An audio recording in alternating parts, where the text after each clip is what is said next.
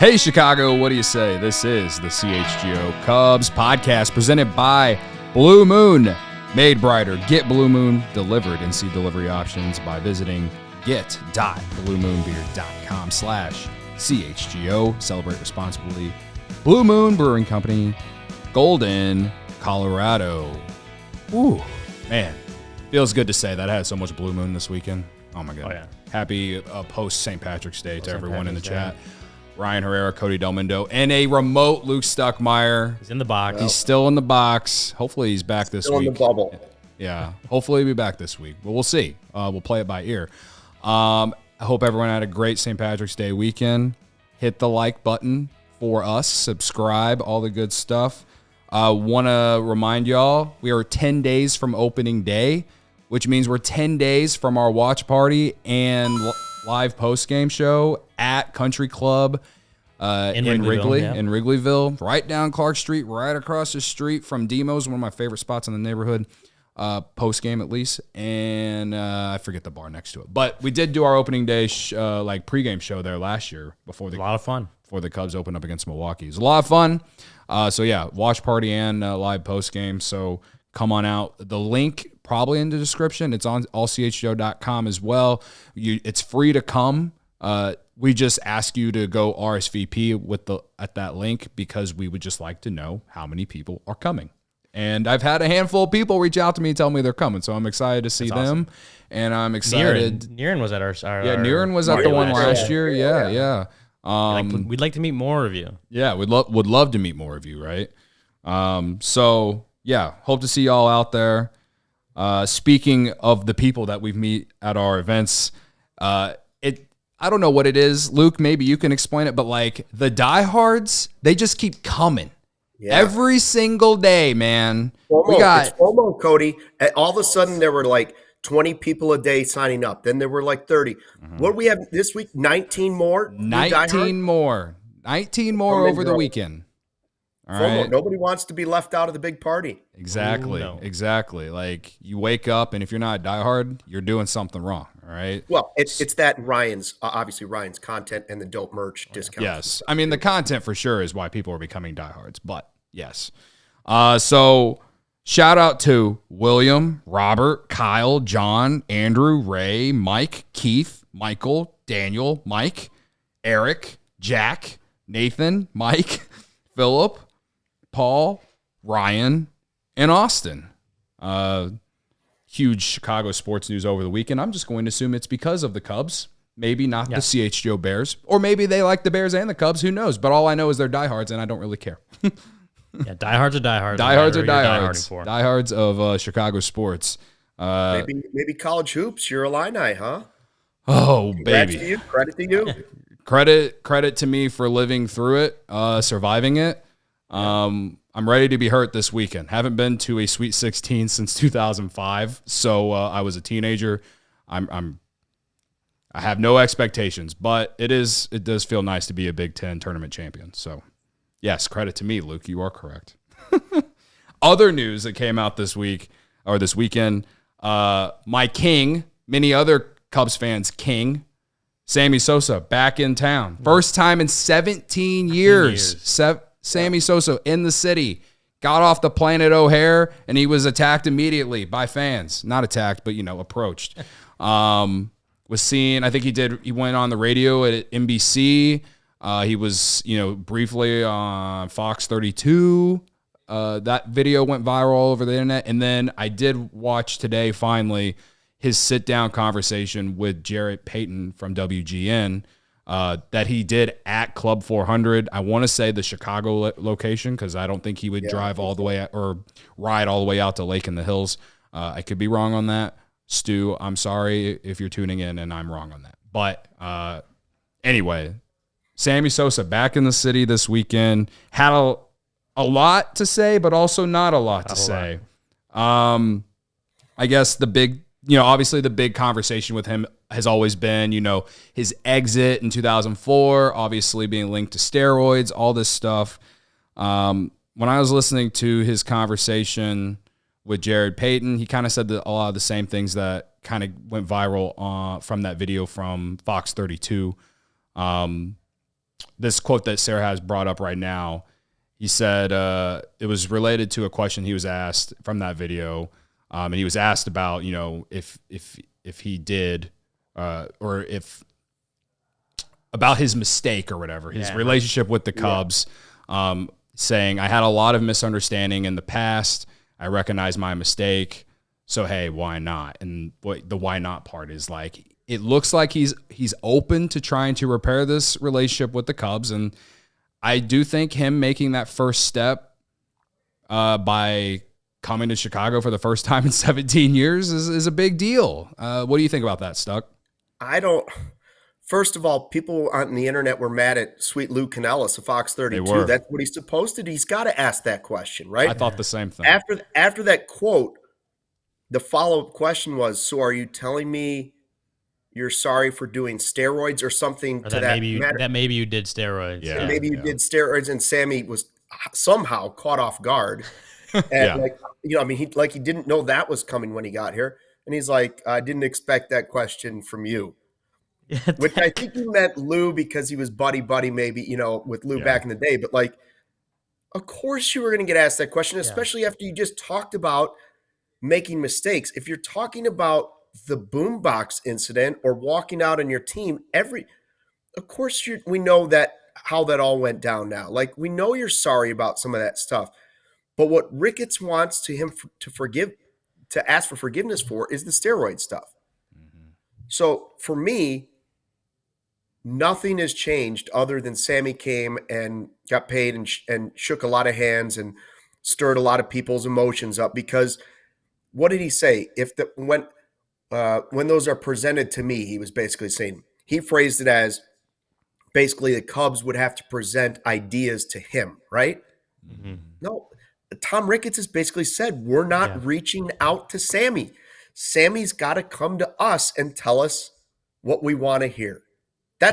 I'm not saying right or wrong. I'm not siding with the Ricketts on this. They can do whatever they want. They're the owners. But I don't think what Sammy said this past weekend gets us any closer to him coming back to Wrigley Field. I don't.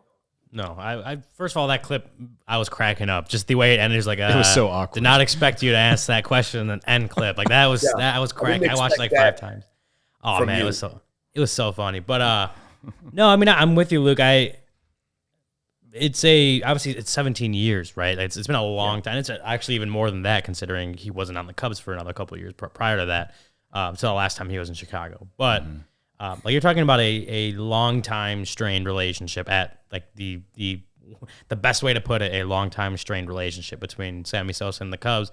And Tom Ricketts gets asked like basically every year about Sammy Sosa, whether it's Cubs convention, whether it's scrums with us, like whoever it is, he gets asked about it. And his message has kind of been consistent in that, like, it's kind of on Sammy to, I don't know if saying like, the olive branch thing. I don't know if that's exactly the best way to put it, but it is kind of on Sammy to really start that conversation by acknowledging and maybe being accountable for some of the things that happened in the past. And so, if Sammy's waiting for the Cubs to approach him or bring him ideas or whatever, like I'm with you. It doesn't feel like if neither side is willing to go and do that, to be the first ones to initiate that conversation or initiate the repairing of that relationship, then you're not going to get any closer to Sammy Sosa in whatever capacity returning to the Cubs, whether that's as an ambassador, at even just throwing out the first pitch at Wrigley, whatever it is. If his side, if him himself and his side aren't willing to be the initiators for that conversation, then it doesn't seem like there's ever a scenario where the Cubs or Ricketts' side. At least at this moment, it doesn't look like there's a scenario where they're the ones that initiate instead. No, Cody, I'm open to $1 billion being presented to me too, but like, unless I buy a lottery ticket and it wins, it's not going to happen. So it's great to be open to it. I agree with that part, but the Cubs have basically said he needs to do things before they present anything to him.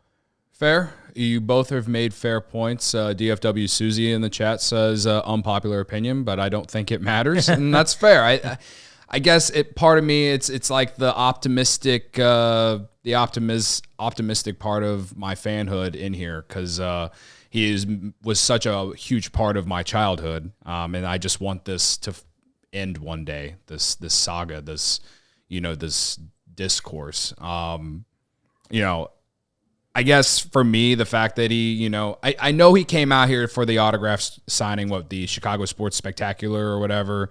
I saw whoever was running our CHGO Sports account this weekend. He took a picture with Hulk Hogan. So we're talking about some 90s legends together out here in Chicago. No steroids there. Yeah. Yeah, no steroids there. Am I right? He, in his conversation with Jared Payton, I guess I wrote down some quotes from it that I thought were intriguing.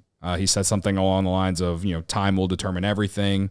I made a lot of mistakes. I don't have an ego anymore. I see things differently now.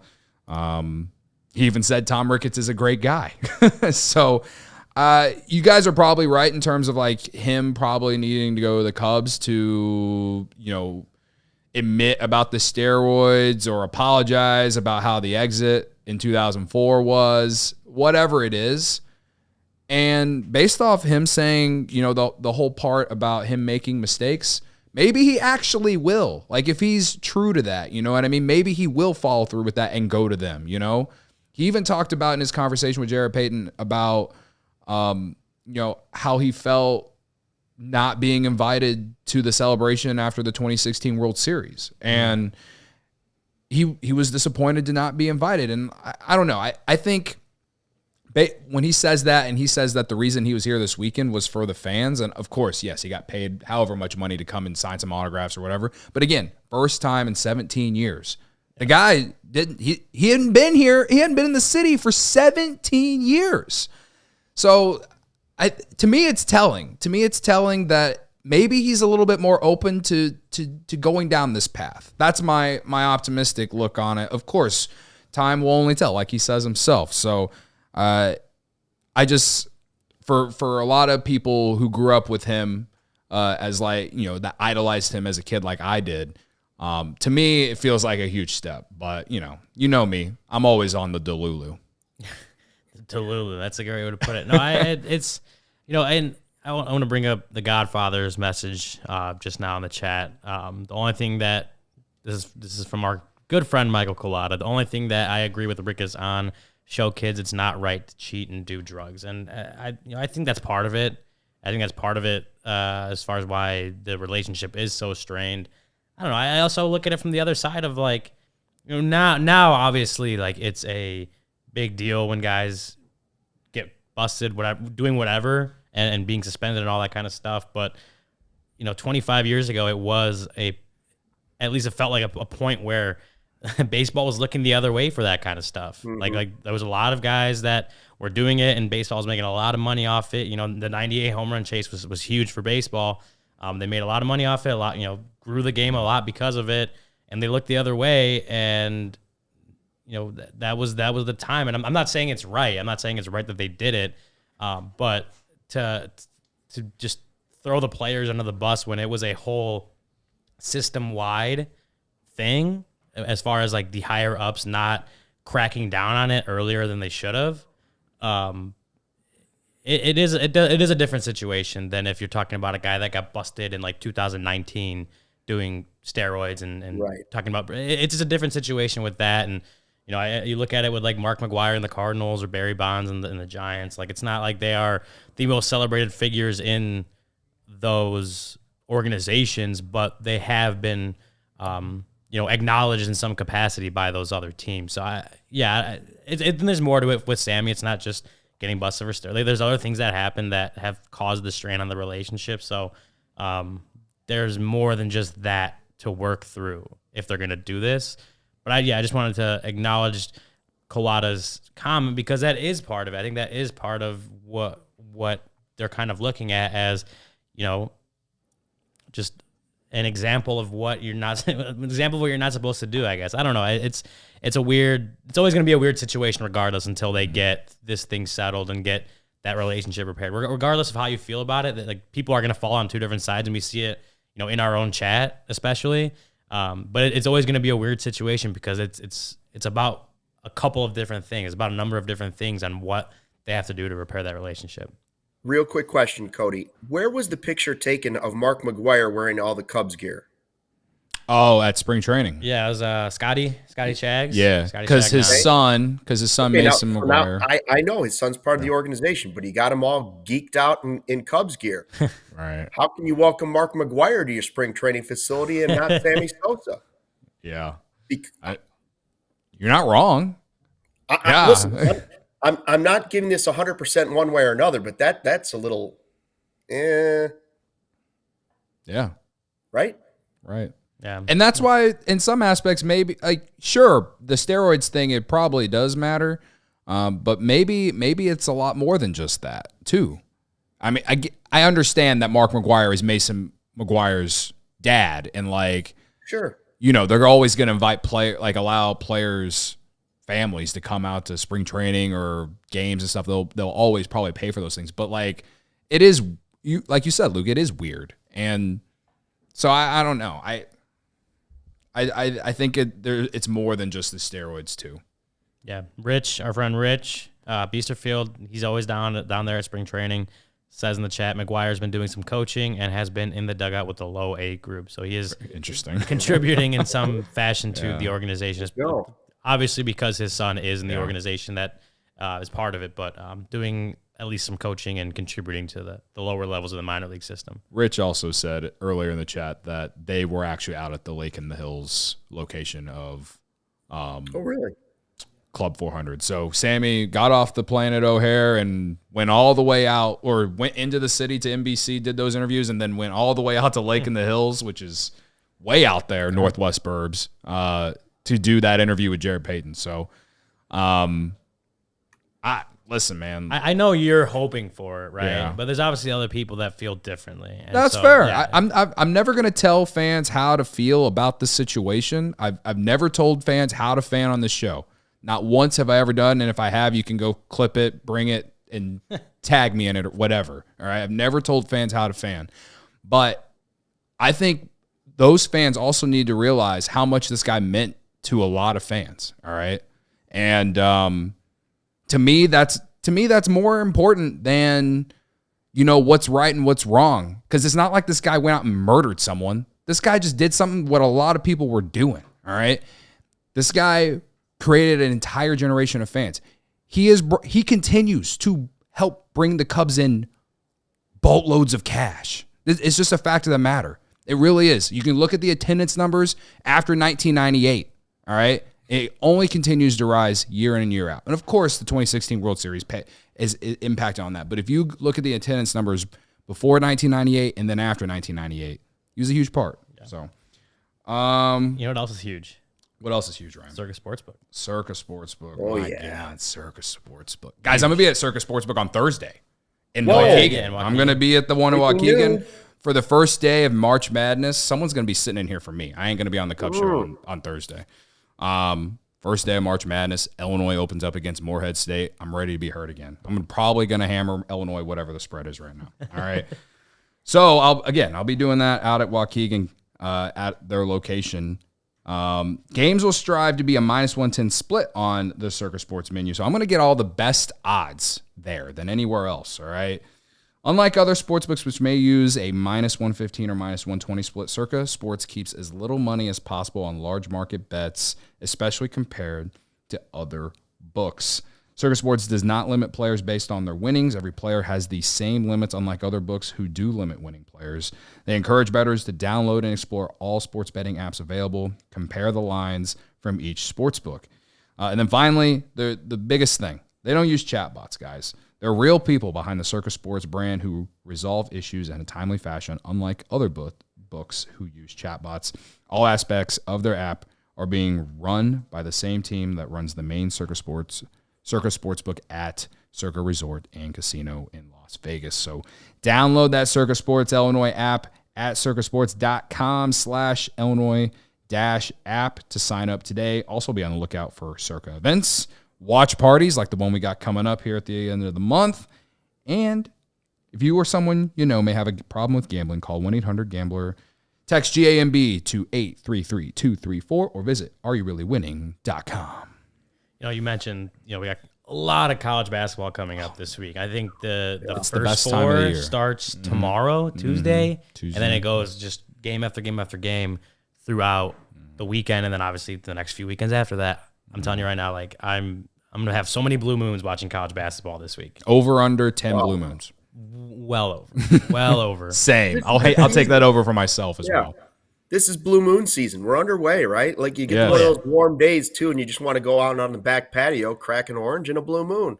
Are you blue moon on the draft or blue moon in the bottle type person, Stuck? Or I like the bottle. I like the bottle guy. Okay. I like the bottle. Yeah, I'm not discriminatory. We all have a preference. It's okay. Everyone's got a preference. A bucket of each, I'd probably take the bottle. Yeah, no, but that's like whether it's in the bottle, on draft, in the can, like it's gonna hit. It's gonna hit different, and especially like I said this week, can't wait. Yeah. I mean, it's Thursday and Friday is gonna it's the best part because there's so many games, and then obviously, unfortunately, teams lose that way, and that means the amount of games goes down as the tournament goes on. But Thursday and Friday, they're days that we dream about. In November when college hoop season is starting, right? So you got that. We still have spring training coming up. Like you could be like Colada in the chat who doesn't like college hoops, and you just, maybe he wants to turn on Pat and Ron in his, in his backyard and crack open a blue moon while he takes in the rest of spring training, which spring training's been exciting right now. Yeah, no, spring training, Cubs spring training and blue moon go together better than anything. But yeah, made brighter, get Blue Moon delivered, and see delivery options by visiting get.bluemoonbeer.com/CHGO. Celebrate responsibly. Blue Moon Brewing Company, Golden, Colorado.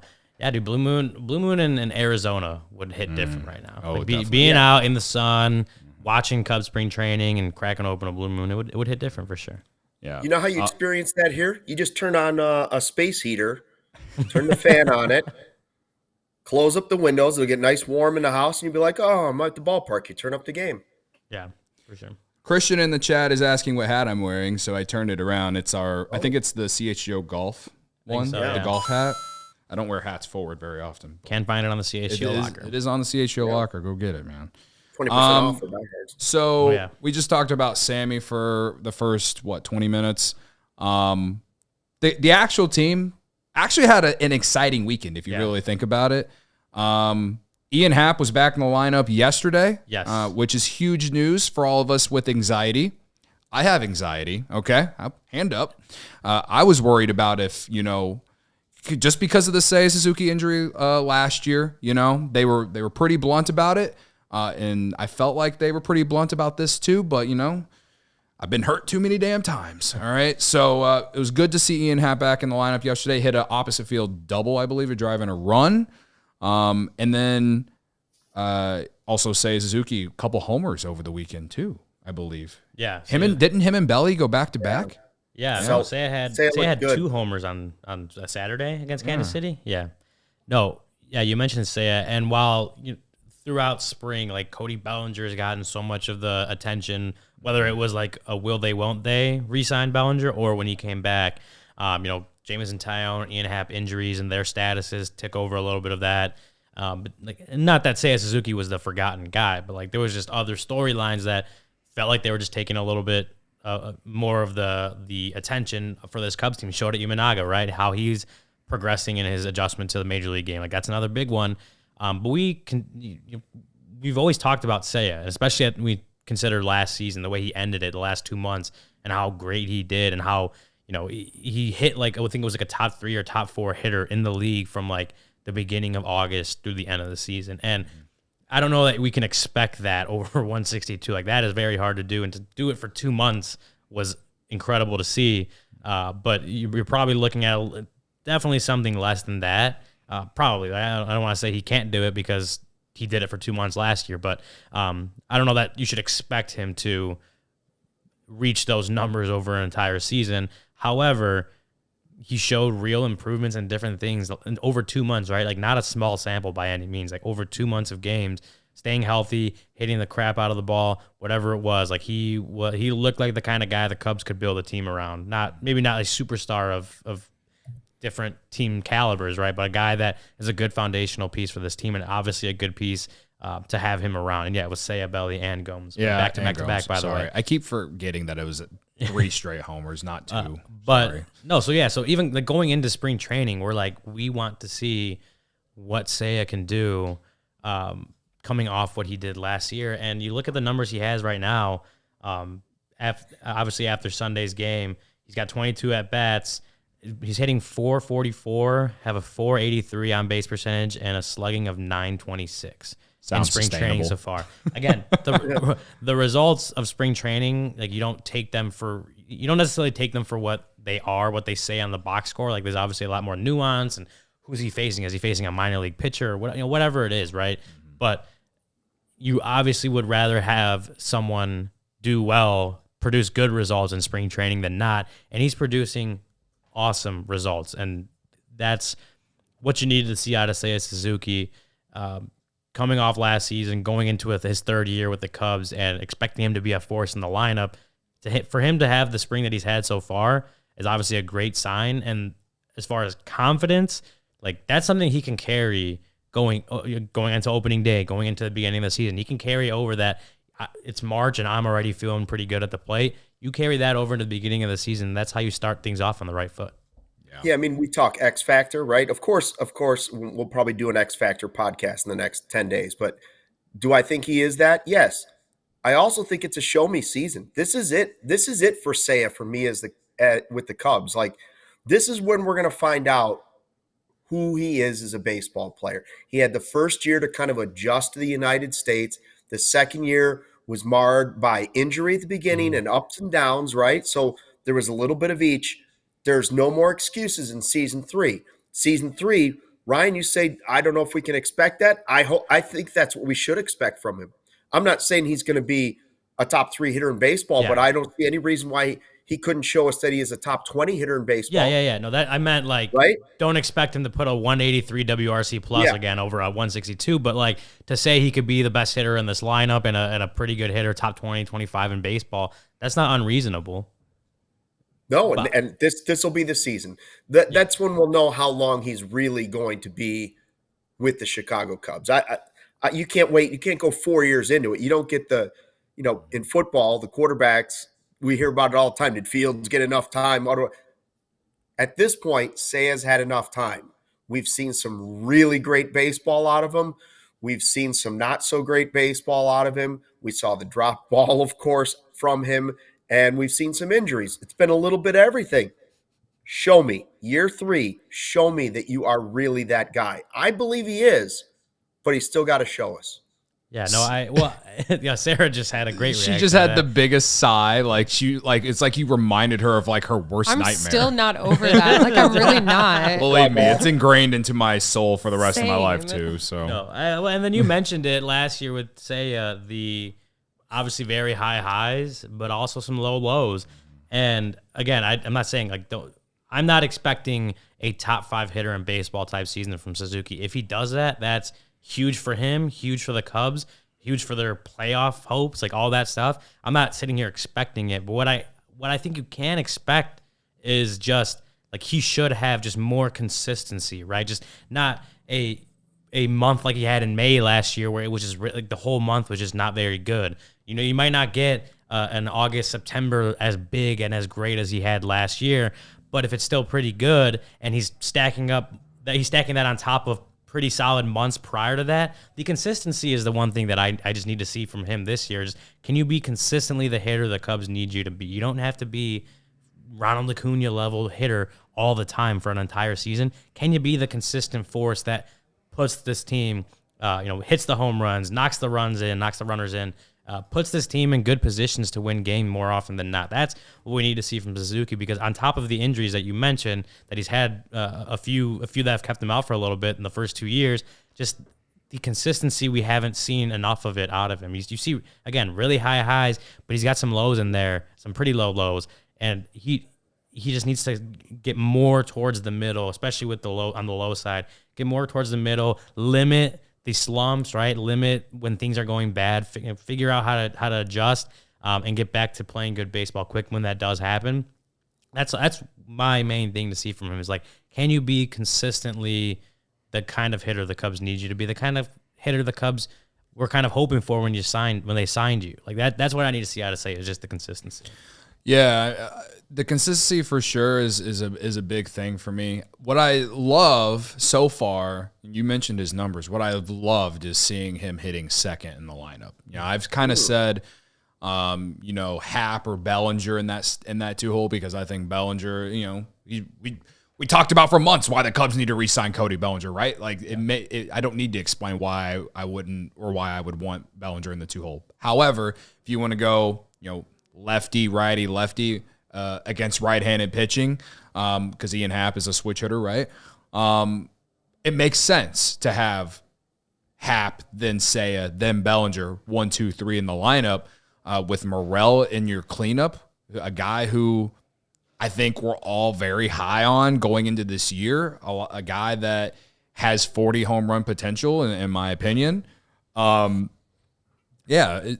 agree with you, Luke, in terms of like this is a prove it or make it or break it year for Seiya, even though he still has 2 more years left on the contract. The thing is I think this is the year for Seiya to prove that he is a guy that you can, quote unquote, build around. Like they'll still have 2 more years of him after this, so he's gonna be here. It's not like he's super expensive or anything, but this really is like, can the Cubs afford to maybe move some of these outfield prospects that they're high on?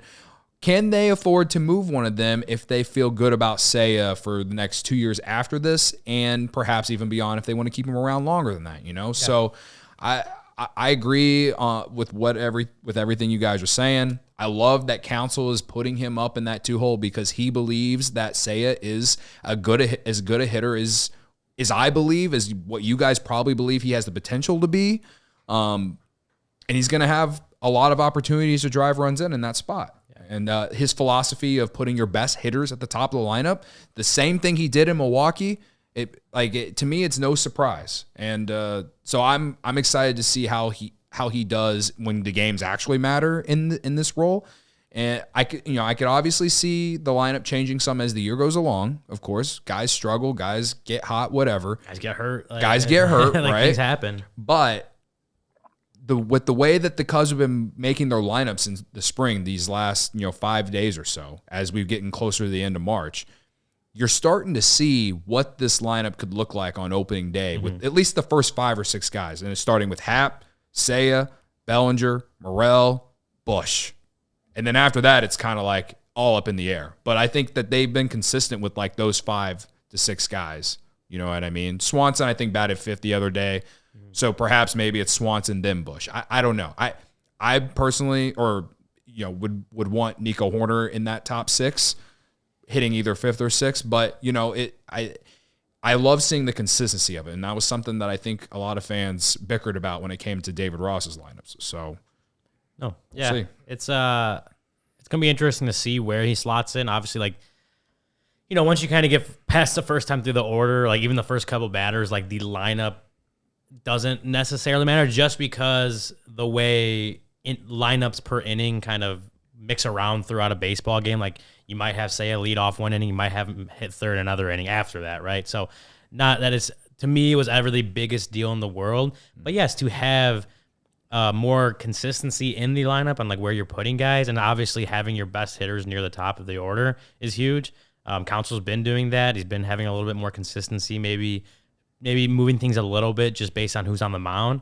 But showing just having a lot of consistency, it feels like, in that lineup for spring training is good. And you mentioned Seiya being in the second hole. The way he's hitting, if he can bring that into the season, that's like your number 2 hitter is like this day and age. A lot of teams look at the number 2 hitter in the lineup as the best hitter in the lineup.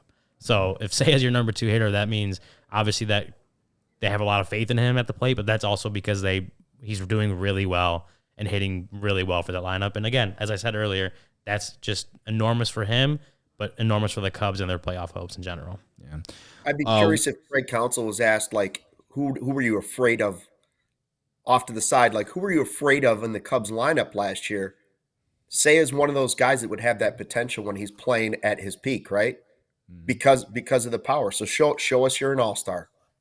Yeah. The Cubs will outperform their win projection of what? Pacoda has them at, 81, 82? Whatever. I don't know if did it increase after they signed Bellinger? Sorry, say that again. Did Pacoda's win projection for the Cubs increase after they signed Bellinger? I don't know if theirs did. I think Fangraphs ended up giving them an extra win. Like they're at 82. So 82. Yeah. They will surpass 82 wins if Seiya Suzuki is an all-star this year. Yeah. Right. I mean, that's definitely not a bold prediction. No. Some fans might think it is because I know, or I don't know, but I get the discourse for this guy over the last 2 years has just made me want to pull my hair out. Yeah. Well, it legitimately has. I think right? the bold there are part even of it- times where Luke has said some things where I'm like, I want to choke you. I think the bold part of it is saying he'll be an all-star. I think the bold part of it. I didn't choke you. I just you made me want to just run up to you and just be like, see here, old man. We have this on tape now. Has this been recorded? Yeah, it's been recorded. No, it's like that clip, that episode of SpongeBob where it's the old fish, and they're like, "How many times do we have to teach you this lesson, old man? How many times we got to teach you this lesson, old man?" Let me teach you guys a lesson. Are you in the market for a new vehicle? If you are, then we have some great news for you. Our partner, Ray Chrysler, Dodge, Jeep, and Ram in Fox Lake, is celebrating the Jeep Celebration event all month long. And you know what that means?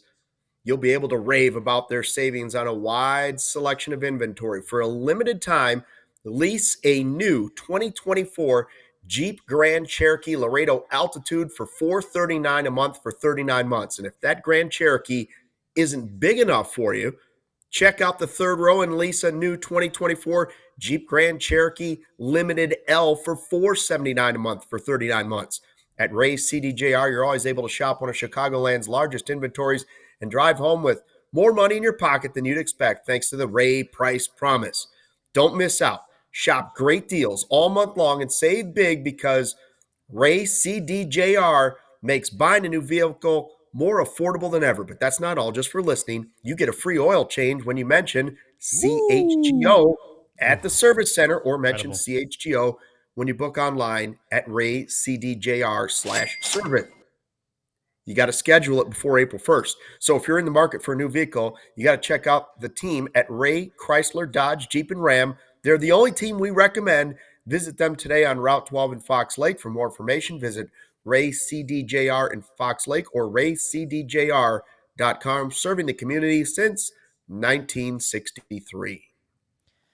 So I've talked about it on the show. Like I was a major wrestling fan growing up, and it's probably like a good 12 or 13 year period where I just didn't watch it. That's, got into high school, got busy, didn't have all the time in the world to watch it anymore. And college, I didn't even have cable, so I couldn't watch it. But they have recently brought me back in. Maybe over the last 8 or 9 months have reeled me all the way back in where I'm literally sitting down and watching it. I know Cody's been watching some Friday Night SmackDowns too, but I was going to say Monday Night Raw is going to be at the All-State Arena next week. Ooh. And I was thinking about going, and I was looking at Game Time, and it's really making me want to go because Game Time has the best deals. For Monday Night Raw, if you're getting ready to go to Cubs games coming up soon, or Bears games in the future, Blackhawks, Bulls, whoever it is, Game Time's got you covered. You shouldn't have to worry when you're buying tickets to your next big event. Game Time is the fast and easy way to buy tickets for all the sports, music, comedy, and theater events near you. With killer last-minute deals, all-in prices, views from your seat, and their best price guarantee, Game Time takes the guesswork out of buying tickets.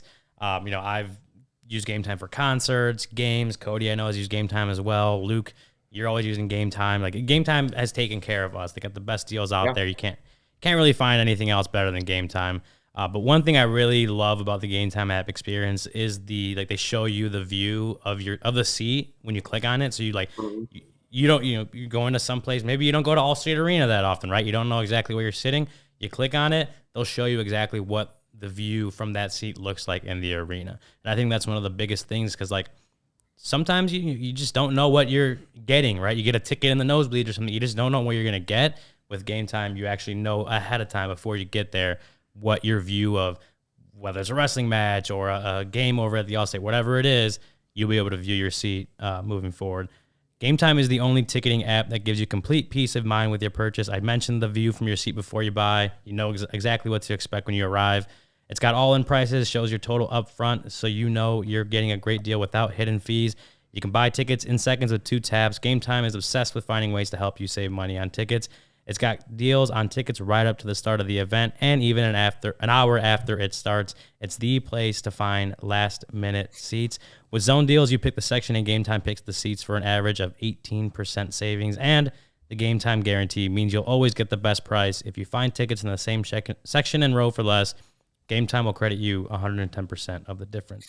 So take the guesswork out of buying tickets at Game Time. Download the Game Time app, create an account, and use code CHGO for $20 off your first purchase. Terms apply. Again, create an account and redeem code CHGO for $20 off. Download Game Time today. Last-minute tickets, lowest price, guaranteed.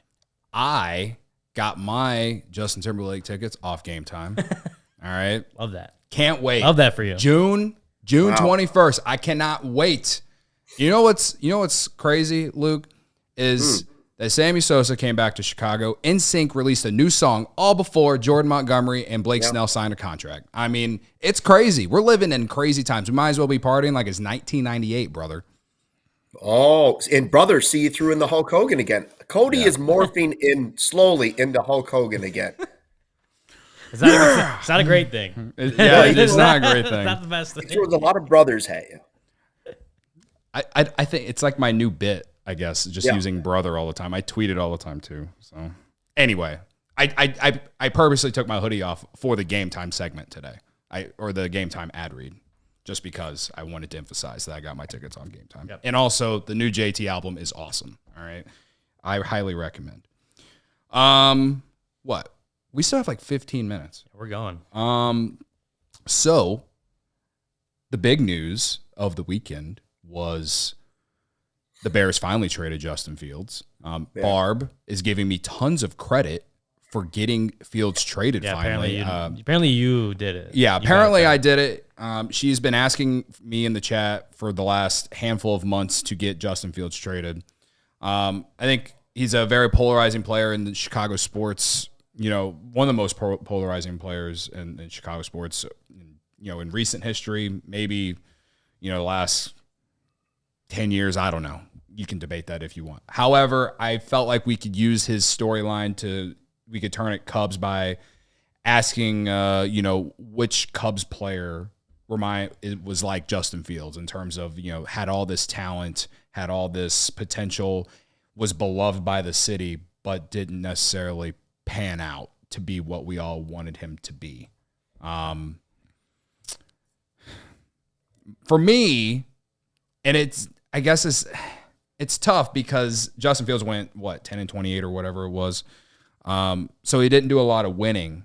But when I think about the talent and not putting it together, I kind of go to Kyle Schwarber just because he didn't live up to what we wanted with the Cubs. It all happened after the Cubs, but he did win with the Cubs. So it's hard to do that. But is there a player that had all this talent, was still beloved by the city, but just didn't have the winning success?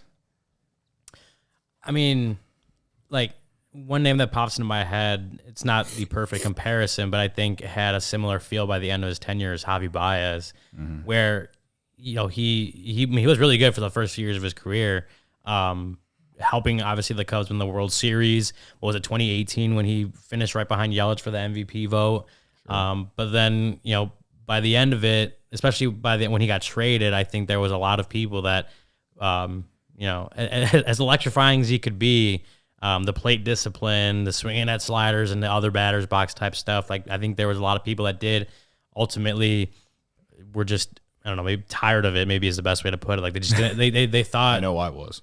It just became a thing where he wasn't performing as he did the first few years of his career, and a lot of it did have to do with it felt like plate discipline. And again, as electrifying as a player as he could be, which he was, he is one of the more electrifying players I can think of in recent Cubs history, at least. Like morale's up there with him, but just like electricity, energizing a fan base, like Javi is that. But yeah, again, by the time he was traded, I think there was a good amount of people that wanted him to be traded, whether he, without knowing how the rest of his career would have gone. And obviously it has not gone well for him since leaving Chicago. There was definitely a portion of the fan base that was ready to move on from Javi. So if you're asking who's the Fields, again, I don't necessarily think it's a perfect comparison because he did have a peak with the Cubs that was really, really good, and it just never, and he won. Yeah, and it just never felt like Fields had that. But in the fact of like, was there a divide and definitely a portion of people that wanted him or wanted the Cubs to trade him by the end of his Cubs tenure? Yeah, I think that's a good comparison for it. Yeah, I think if you were to say Chris Bryant or something, like he accomplished way too much compared to Justin Fields to be in that same conversation. And so of the players from that team, I think that's a pretty good one. I guess if I had to go from the past, and again, it's not apples to apples. Pryor and Wood are similar. Their difference is that injuries got in the way. Yeah. Okay.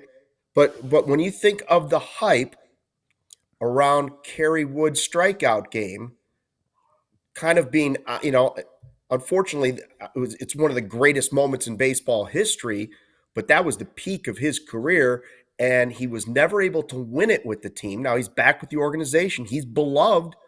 He's obviously beloved here in Chicago, and by Cubs fans everywhere. But Pryor and Wood had that expectation of as like a 1-2 combo, like they were the future. Finally, we got it. This is our guy, Kid K.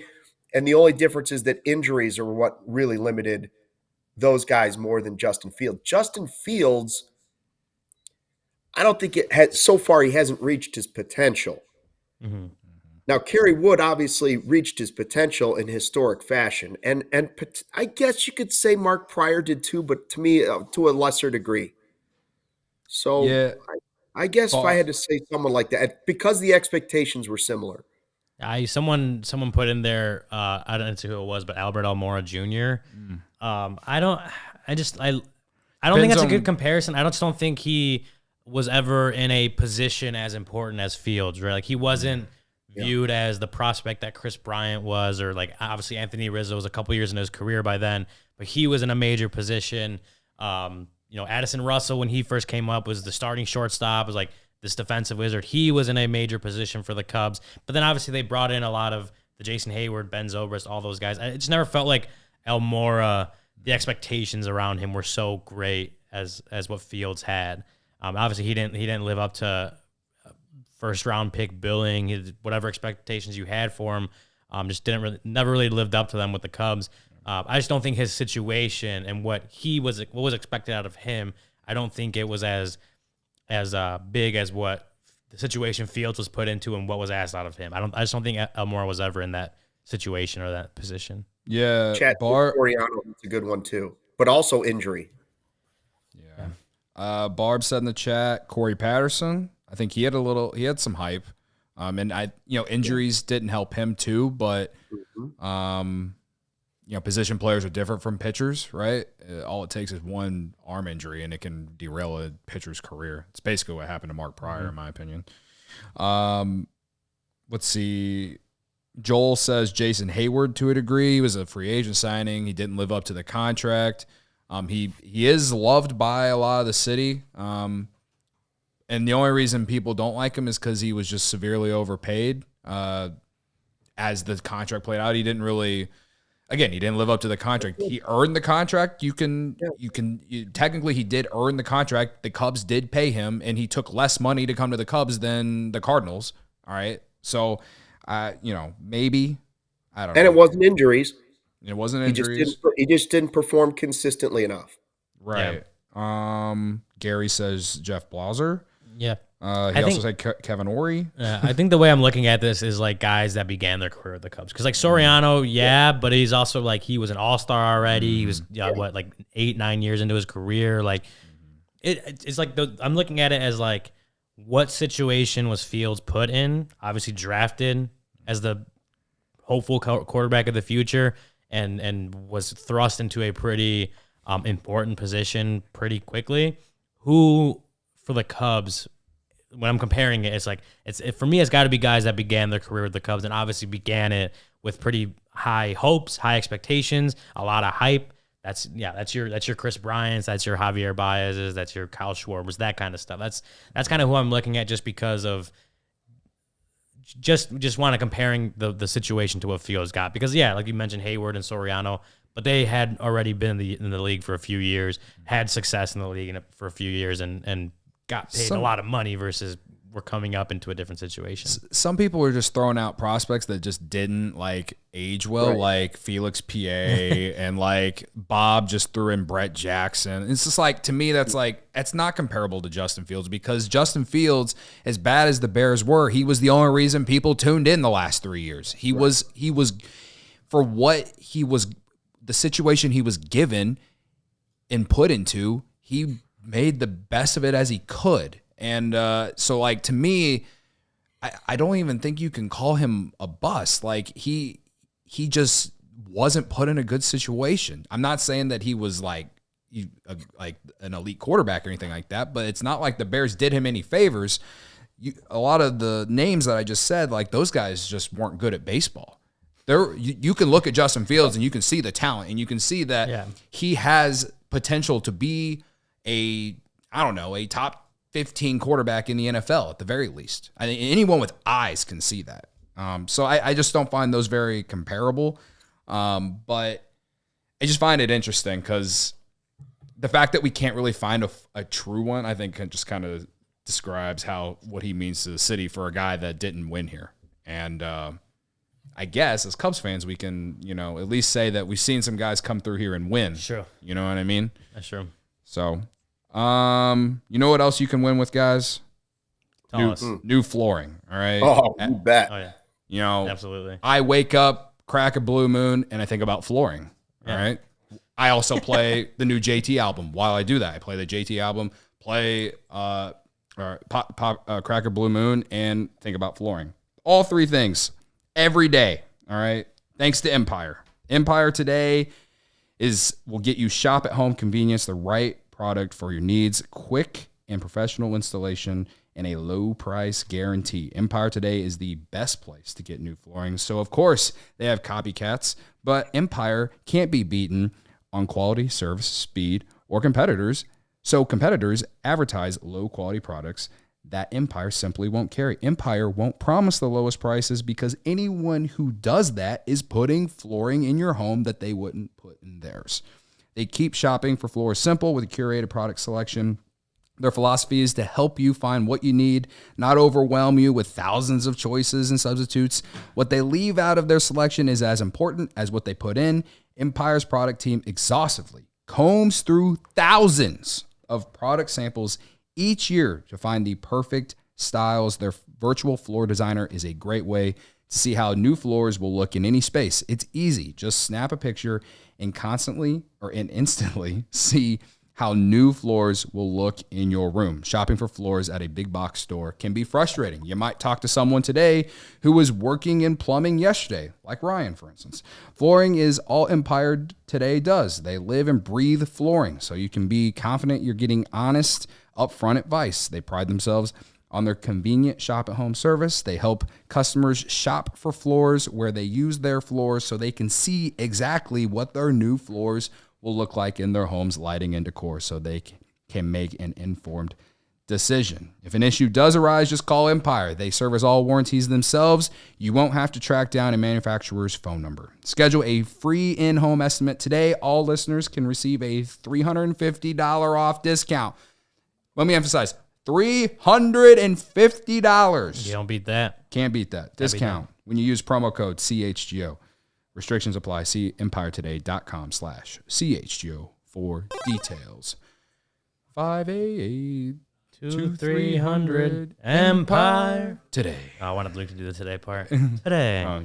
He's shaking his head. He's like, what do you do? What are you guys doing? Now with the cough. Somebody in the chat mentioned Kosuke Fukudome. Kosuke's not a bad one. They were not awfully Not a hyped. bad one. He did have a lot of hype, and he was kind of popular, but I think it might not be for the good reasons, considering where our society was in 2008. But it was an all-star that first year. yeah. No, He did make fans love him immediately with that opening day he had. It was exciting at first. Yeah. 6 RBI day, home run, and 8th or 9th inning, whatever it was, to tie the game. Yeah, I think that is a good comparison. Obviously, the Cubs were in a position where they were like they were time to win. So bringing in a guy who was a pretty celebrated hitter out of Japan was a expectation wise, that was pretty. He had some expectations around him as far as adding a bat like that into the lineup. So I mean, actually, yeah, that's a pretty solid comparison, I think. You know what the difference is that when Kosuke left, nobody was worried that they were letting away a potential star player. Yeah. And there are still a segment of fans that are Bears fans who still think Fields is now going to go to Pittsburgh, have a year behind Russell Wilson, and turn into a top 5 quarterback in the NFL. None of the guys we've mentioned had that same scenario where there was the hype, there was a little bit of brilliance, and then they let him go and you were worried that he was going to turn into a superstar, right? There's a lot of guys that fit a piece of the story, but I don't know that anybody in the Cubs really fits exactly that storyline. I will say this, that like Fields fits the same, feeling that for Cubs fans, at least when it comes to like Javi Baez or Chris Bryant or Anthony Rizzo, I think a lot of Bears fans are going to cheer for Justin Fields in Pittsburgh. I'm going to cheer for Justin Fields. Oh, yeah. I know I will. I hope he has a good career. Right. Because it's not like his situation was just shitty and the Bears were put in a very unique situation. And the difference between that and those 3 guys I just mentioned was that their contracts were up and fans wanted the Cubs to re-sign them, and it became a division between the Cubs fans who wanted the Cubs to spend the money to bring those guys back, and the other side of the fans that wanted the Cubs to make their farm system better. Yeah, felt like they were just going to get what they were asking was too much money, right? Stuff like that. And so Schwarber's the best one, right? Comparison wise, I think you're right. You know why? Because it's exactly what Ryan was saying. Like, first of all, there was success. I thought he was Babe Ruth in 2016. Basically they were like, it was the Schwarbino. Yeah. And when he did leave, people were worried that they were giving up on a guy for nothing and that he was going to turn out to be one of the great hitters in baseball. Now, we don't know what Justin Fields is going to turn out to be. And he was outrageously well-liked in the clubhouse and in the fan base. Yeah. Yeah. Right? And so that part of it sort of matches up with that too. So I for me, I think Schwarber might be the best comparison. Yeah. Credit to me. That's what I said. Good job, Cody. Yeah. I don't know.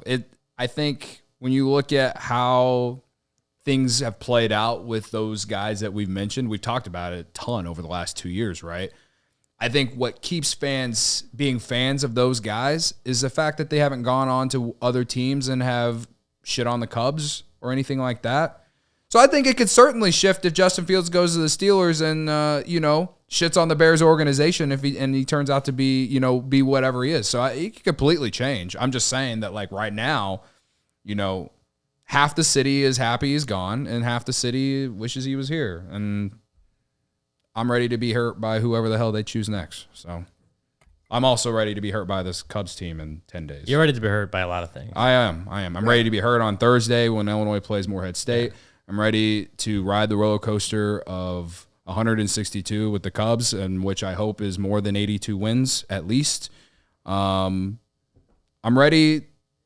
I want to be optimistic about a lot of things, guys. But it's hard to be. You are just eternally in a state of ready to be hurt again. Yes. No matter what happens, okay, there's still something else out there that can hurt me. That's just you. Right. Forever. For sure. Cody likes the pain, brother.